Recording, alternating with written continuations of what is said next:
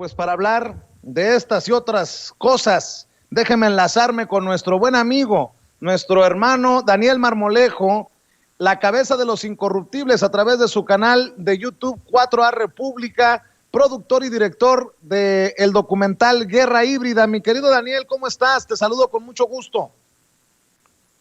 Hola Vicente, Toño, amigos de Sin Censura en el Mundo, qué gusto saludarte, Vicente, atento a tus órdenes siempre. Oye, antes de entrarle al tema y el análisis, la comparación entre lo ocurrido o lo que ocurre en Estados Unidos y el fraude en 2006 que llevó a la presidencia a Felipe Calderón, déjame preguntarte tu opinión sobre esta orden de aprehensión librada contra Genaro García Luna, y parece burla.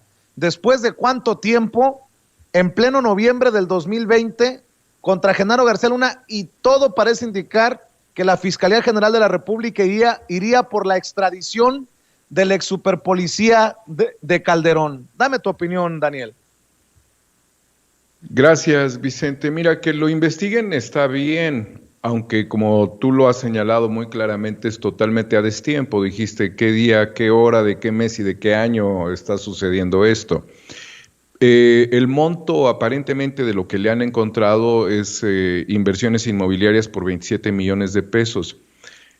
Si para los primeros 3 años del Calderonato García Luna ya había traficado 29,000 kilos de cocaína, que tiene que ver unas propiedades de 27 millones de pesos respecto a los montos de lo que él estaba operando, protegido durante el gobierno de Calderón, porque siempre hay que decirlo, mientras no se demuestre la colusión entre estos personajes, cuando menos sí debemos de asimilar que por estar dentro de los márgenes del Estado, actuó con absoluta impunidad y protección, que la protección intuye lógicamente que haya habido allí algún contubernio, pero mientras eso se termina de aclarar, y yo creo que ahí las autoridades es donde tendrían que estar investigando, porque recordemos que a través de colaboradores de Sin Censura se conocían ya de las propiedades de García Luna y de muchos otros personajes.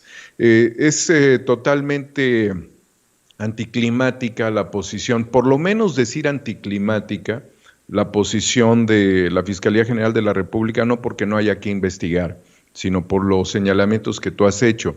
Pero una cuestión fundamental, querido Vicente, dentro de todo esto, es que pedir la extradición de García Luna nos lleva prácticamente al realismo mágico, a esta situación que se pervertiría bajo la misma puerta trasera con la cual se pudo haber negociado el regreso del general Cienfuegos a México, que hay que también señalarlo, es el hombre que se sacó el billete de lotería más grande de toda la humanidad, porque esto que le pasó a él nunca había sucedido.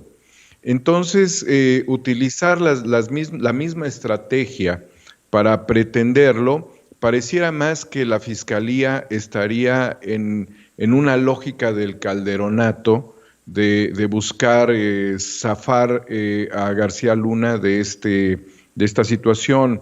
Es absurdo, es inadecuado, es anticlimático y es pervertido. Así lo dejamos, querido Vicente.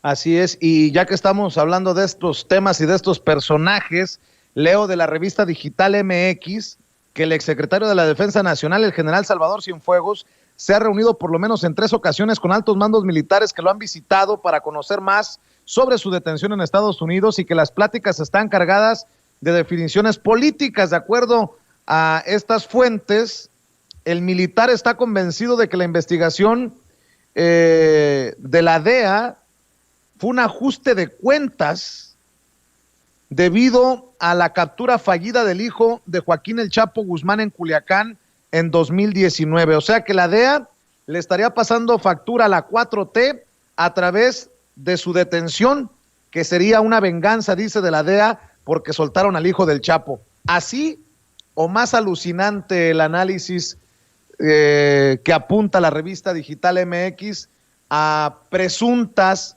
declaraciones de Cienfuegos, Daniel? Mira, todos los temas que involucren la seguridad nacional y el narcotráfico, Vicente, son temas sumamente delicados en este momento, porque estamos en un quiebre dentro del fenómeno social dentro de Estados Unidos y también estamos dentro de una circunstancia muy crítica a la que se está enfrentando el gobierno mexicano con la traída de Cienfuegos o con la solicitud de que lo liberaran y lo trajeran a México.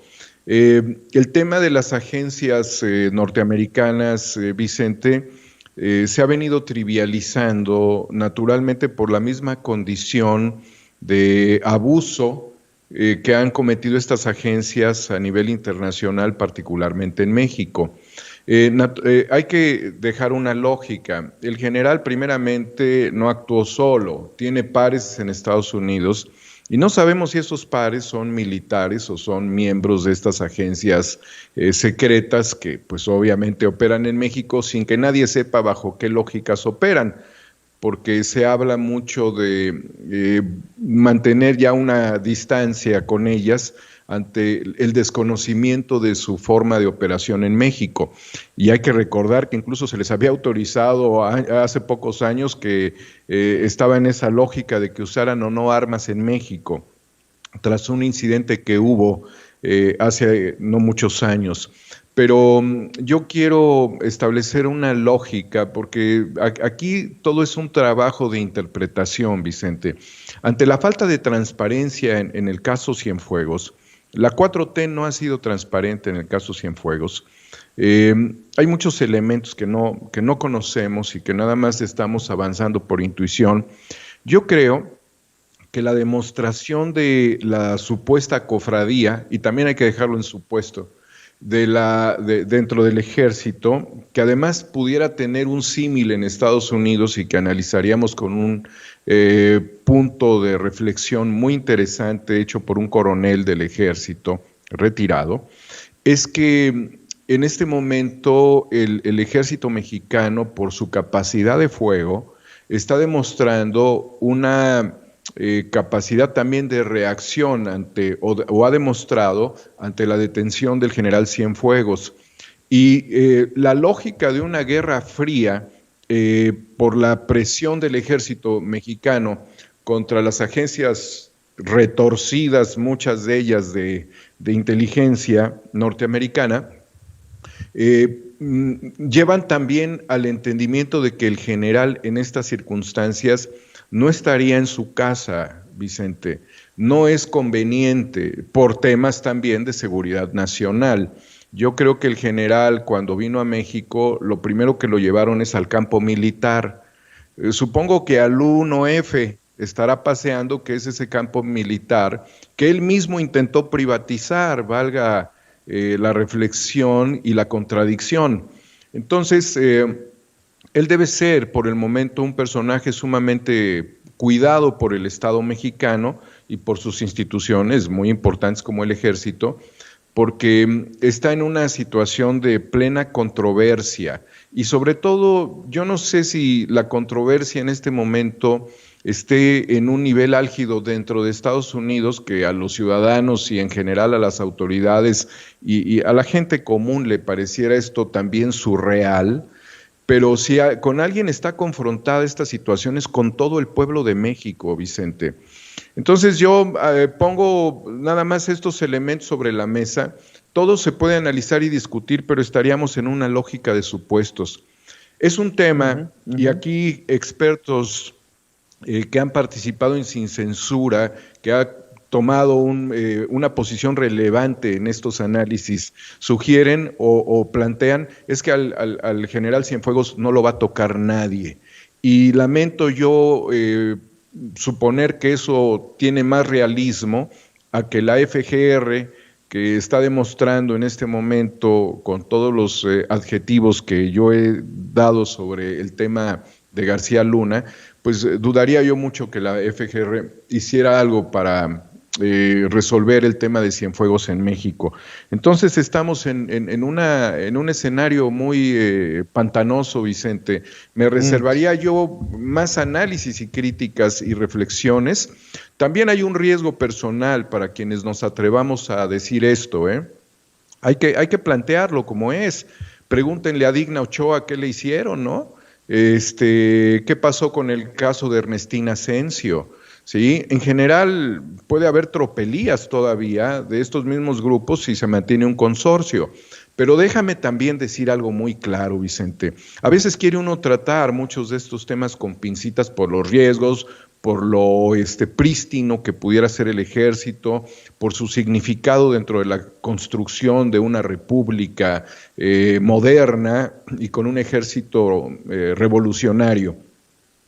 Pero se acabaron las cofradías, Vicente, porque si esta cofradía, el secretario general Luis Crescencio Sandoval, no la diluye, Vicente, estaríamos permitiendo que se constituyera una cofradía en una oligarquía que representaría prácticamente los mismos modelos de los ejércitos sudamericanos, sobre todo, de familias patricias que se van transfiriendo posiciones dentro de los ejércitos. No deberíamos nosotros permitirlo, y si acaso la traída de Cienfuegos sirve para algo, que no para la justicia, la verdad no sirve para la justicia, si sirve para algo, que sea para diluir toda cofradía. Necesitamos un ejército lineal, en donde el presidente de la República no tenga ninguna presión, y si hay un argumento que sirva para esto, pues que sea el de este exsecretario de la Defensa, querido Vicente. Así es, mi querido Daniel, y estaba viendo esto de las revelaciones en torno a las elecciones de Estados Unidos 2020 y un parecido con el fraude de Felipe Calderón en 2006. ¿Nos ayudas con el análisis, con la reflexión? Por supuesto, Vicente. Mira, acaba de ocurrir un evento de relieve internacional organizado por la Fundación Schiller, que es la comisión investigadora por la verdad en elecciones, donde tuve la oportunidad de ser invitado a escuchar los testimonios de importantes personajes de relieve sobre lo que se ha vivido en Estados Unidos, de lo cual traté de generar mi propia conclusión. Lo primero que hay que decir, Vicente, es en qué mundo estamos en este momento parados, para entender entonces cuál es el proceso dentro de los Estados Unidos y cuáles son los riesgos que este país tiene. Naturalmente, Vicente, si hiciéramos una reflexión, estamos en un mundo donde el sistema neoliberal fracasó. Pero hay un grupo neoliberal que no quisiera que eso terminara aún, que todavía tienen los intereses muy clavados en obtener mayores ventajas dentro del quiebre, porque a veces los quiebres generan rendimientos. Qué tremendo es decirlo, pero es la verdad. Y esto tiene que ver con fenómenos muy críticos, pero naturalmente con uno en particular, que es el desmontaje de los modelos republicanos históricos y incluso cambio de ruta dentro de la humanidad a través de la balcanización del mundo. Es decir, un sálvese quien pueda, esto se acabó, ya no funciona y los organismos internacionales pueden negociar de otra manera, ya no con estados como México, con estados nacionales tan significativos, sino mejor con ciudades-estado. Entonces, esto trae muchas consecuencias que, pues obviamente tendríamos que escribir un libro para ejemplificar, para decir qué pudiera suceder. Sin embargo, en Estados Unidos se mostró un cambio de régimen, el cual tiene que ver con terminar las guerras perpetuas. Recordemos que durante el gobierno de Obama se dieron muchas redadas contra mexicanos en Estados Unidos y también hubo fuego permanente, 8 años de bombas, tirando bombas por todo el mundo, ¿no?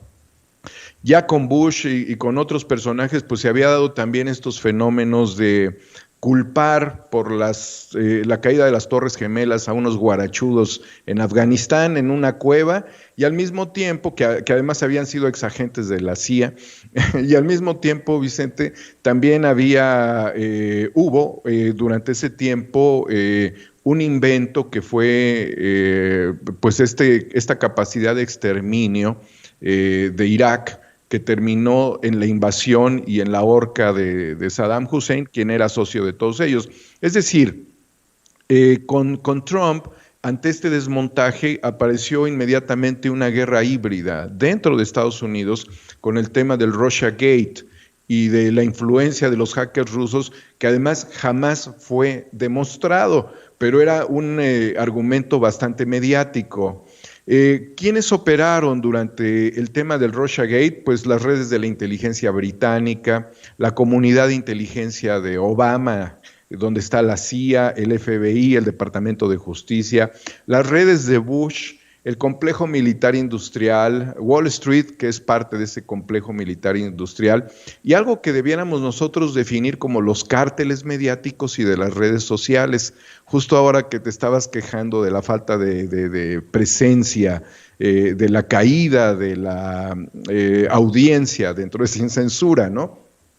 Sin embargo, durante todos estos años también se han venido confeccionando sistemas para modelar resultados, para planificar los efectos de estos resultados y también para el desarrollo de software dentro de procesos electorales. Y para eso, pues hay empresas como Smartmatic, la cual está prohibida en Suecia, en Suiza, en Noruega, en Filipinas, pero que tiene presencia en México. Vamos a aplaudirles, Vicente. Dedicados a temas biométricos, expertos en elecciones, bla, bla, bla. Pues son empresas dedicadas a los fraudes, ¿no? En Estados Unidos se está analizando esto, sobre todo por lo que se ha denominado el Blue Wave, que de repente inyecta 100,000 votos, ¿no? Para un candidato, particularmente para Biden, sin ningún voto para el candidato Trump. Entonces, todos estos marcos refieren también que personajes como Michael Bloomberg, como George Soros, estarían también dentro del abordaje de todo un aparato que puede todavía ser más complejo que el aparente algoritmo. Es importante señalar que un exagente de la National Security Agency, de la NSA, donde ha estado gente muy significativa como Edward Snowden, William Binney, que además trabajó 4 años, independientemente de los 36 que le dedicó a la NSA, 4 años para el ejército.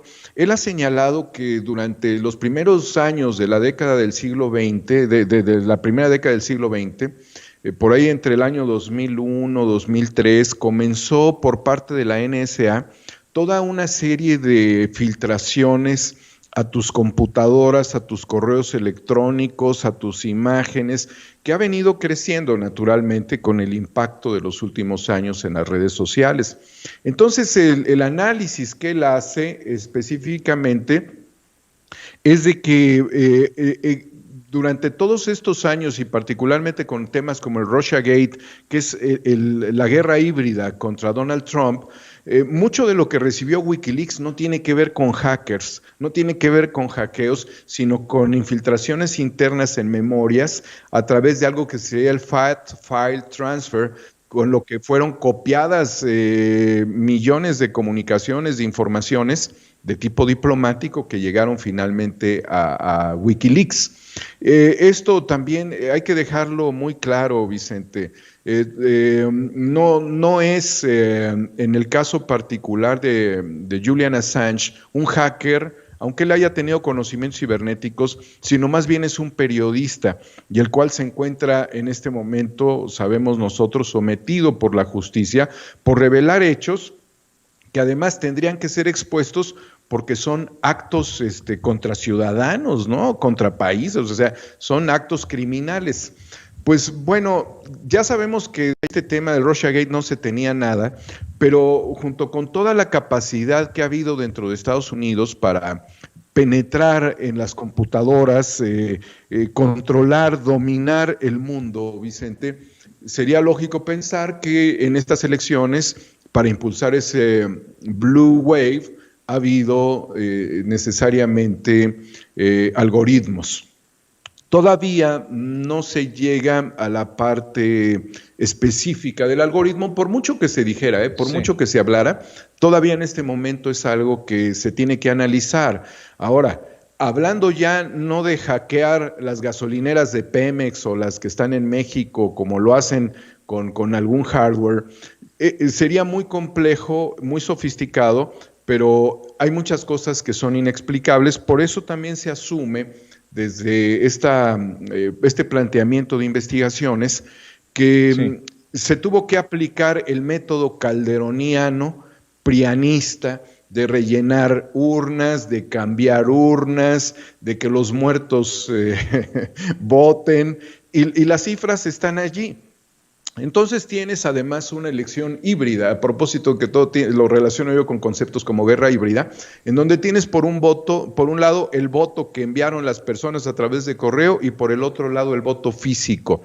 Y ahí es en donde se plantean muchas de las contradicciones.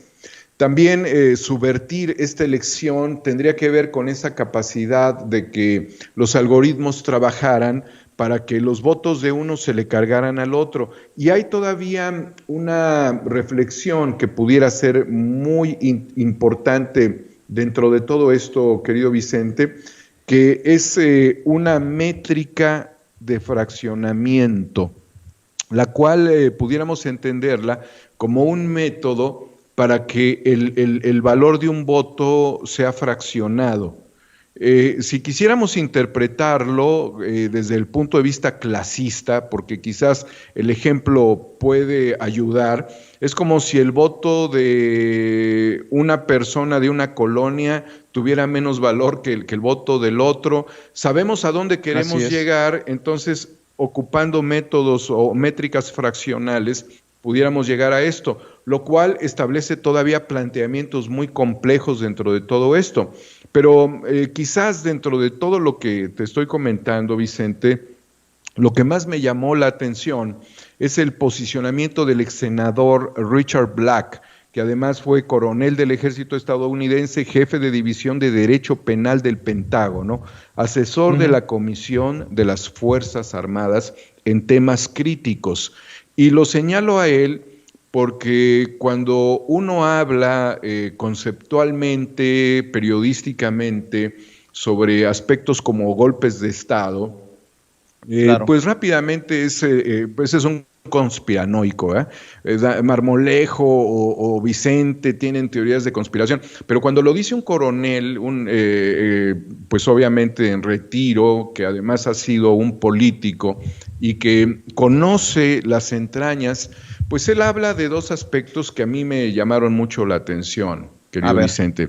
El primero, fíjate cuál es, y empecemos también a encontrar similitudes dentro de la guerra híbrida que hay en México.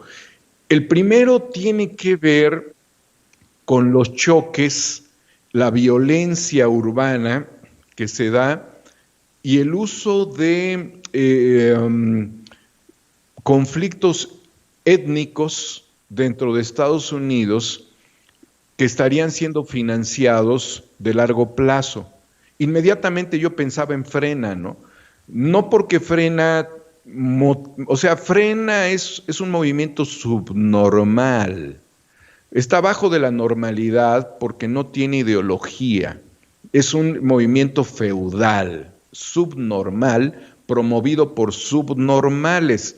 Pero los establecimientos de ciertos modelos de conflicto de mediano y largo plazo, de acuerdo con el coronel Black, tendrían también, obviamente, orígenes para desestabilizar y estos serían financiados.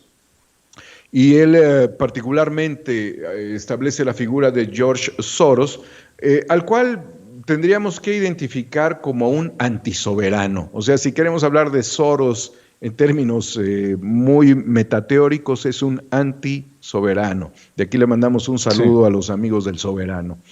Y por el otro lado, Vicente, también él habla de la posibilidad que se vino maquinando en ciertos grupos de un golpe de Estado dentro de Estados Unidos. Fíjate nada más qué fuerza y qué complejidad y qué gravedad de este asunto cuando el expresidente de Bolivia, Evo Morales, y a quien le dieron un golpe de Estado, naturalmente, señaló de manera precisa que Estados Unidos no se daba un autogolpe porque le faltaba una embajada norteamericana dentro de Estados Unidos. Hoy los intereses que subvierten el proceso electoral entre votos reales y votos, pues obviamente producto de escenarios de corrupción, tienen a Estados Unidos en algo muy parecido a lo que vivió México en el 2006, y yo tuve la oportunidad de exponerlo. En esta importante comisión investigadora por la verdad en elecciones, dije, Vicente, que esto nosotros ya lo vivimos. Hablamos del algoritmo, acuérdate. Hablamos de que obviamente se constituyeron ciertos partidos para desviar el voto. Hablamos de Hildebrando Zavala. Hablamos de el INE, el IFE en ese tiempo, perdón, y de la influencia que tenía el consejero presidente de los grupos de poder, de los poderes fácticos, que son los mismos poderes muy grandes en Estados Unidos, más grandes todavía que en México. Y claro, hablamos también del cerco informativo, hablamos de todo esto, del financiamiento, hablamos de que los muertos votaron, de que se cambiaron las urnas, de que las boletas no daban, y hablamos de recuentos muy parciales y de la judicialización chafísima judicialización de la elección del 2006. Nosotros tuvimos una justicia bananera en el 2006, que además nos heredó, y así lo dije en mi última participación con el presidente de la República, al narcoestado. En el planteamiento a la Comisión Investigadora por la Verdad en Elecciones, también reflexioné sobre dos temas que para ellos son preocupantes. ¿Qué le preocupa a los analistas norteamericanos? Como Harley Schrenger, que él más que otra cosa es un miembro de la comisión del Instituto Schiller, pero sí a William Binney, el ex agente de la NSA, naturalmente al ex senador Richard Black y a la mayoría de los participantes y ciudadanos norteamericanos, que si este fenómeno se resuelve bajo las condiciones de polarización que hay en este momento, Estados Unidos estaría en un clima de ingobernabilidad, Vicente, porque se ha dado, y lo sabes bien tú mejor que nosotros, tú que has vivido allá y que puedes sentir lo que sucede en Estados Unidos, una pugna bravísima dentro de Estados Unidos. Entonces, no le sería fácil a este candidato que hoy se fracturó el pie por jugar con su perro, tener el control del gobierno de Estados Unidos. No sabemos qué pueda pasar después. Todo en Estados Unidos suena muy raro y no es de ahora. O sea, hay que irnos a los últimos 50 años atrás o un poco más para ver qué pasó con expresidentes norteamericanos, Watergate, el asesinato de un candidato, Robert Kennedy, el asesinato de otro candidato, John F. Kennedy, y sus inventos judiciales, ¿no? Es crítico, claro, Vicente, y aquí mi reflexión con ellos para tratar de cerrar esta idea que, discúlpame, haya sido muy larga, pero son aspectos muy poderosos, que no pensábamos que se fueran a exhibir así en Estados Unidos, pues es el hecho de que Estados Unidos, bajo una nueva administración belicosa, que no quisiera que continuara el presidente Trump en este momento, rehabilitaría su capacidad de fuerza militar y habría riesgo en el mundo ante estos grupos de la oligarquía planetaria que controlarían al gobierno de los Estados Unidos a través de este posible personaje que resultara o no ganador. Fui acotado reflexivamente por el doctor Simón Levy, que participó también dentro del panel por México, respecto a que las condiciones de la diferencia entre el proceso electoral en México respecto al proceso actual en Estados Unidos son distintas, porque las diferencias no son iguales. Yo no quisiera dejarlo solamente sin una reflexión en términos de las diferencias, sino de las circunstancias del cochinero electoral que se está viviendo en Estados Unidos. Pues esta es la reflexión, querido Vicente, sobre esto que para mí, y de acuerdo con muchos youtubers, más que youtubers, tuiteros, porque esto no lo han planteado youtubers, esto lo están planteando los tuiteros, es la borolización del proceso electoral en Estados Unidos. Pues vaya concepto, mi querido Daniel Marmolejo. Cerremos invitando precisamente a la gente para que visite tu canal de YouTube y tus comentarios en tu cuenta de Twitter para que los apoyen, para que los lean, para que los compartan, mi querido Daniel. Vicente, yo los invito a todos a 4A República en YouTube, a Los Incorruptibles, los invito a reflexionar en Homo Ex Novo y los invito a que entre todos promovamos que no haya voto electrónico en México. Si en Estados Unidos fallan los votos, fallan las computadoras, tienen una puerta trasera, el software, puede ser hackeado el sistema electoral, no permitamos en México que el voto sea electrónico, no estamos preparados para ello, pudiéramos enfrentarnos a un nuevo fracaso electoral y a una crisis como la que estamos viviendo. Homo Ex Novo, querido Vicente, agradeciéndote la oportunidad de estar con el valiosísimo público de Sin Censura y contigo y todo tu equipo, gran equipo. Ya sabes que se te quiere, mi querido Daniel, te mando un abrazo. Muchas gracias, Vicente, un abrazo muy fraterno donde quiera que estés. Gracias.